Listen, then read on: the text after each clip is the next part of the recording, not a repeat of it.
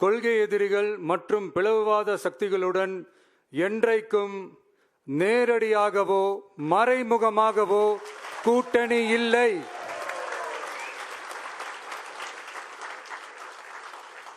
ஒன்றிய அளவில் மலிவான அரசியல் ஆதாயங்களுக்காக மக்களை மத ரீதியாக பிளவுபடுத்தி மக்களிடையே வேற்றுமையை விதைத்து அதில் குளிர்காய நினைக்கிறது பாஜக.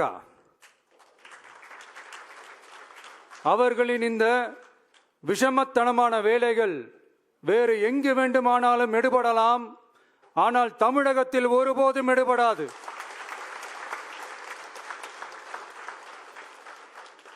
சமூக நீதியும் நல்லிணக்கமும் சகோதரத்துவமும் சமத்துவமும் ஆழமாய் வேரூன்றிய மண் இந்த தமிழ்நாட்டு மண்.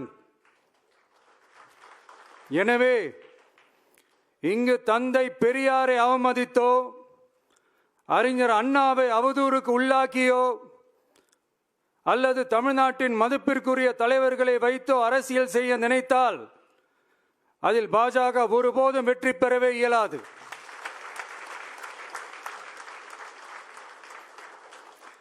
சுயநல அரசியல் லாபங்களுக்காக பாஜகவுடன் கூடி குழைந்து கூட்டணி போக திமுகவோ அதிமுகவோ இல்லை.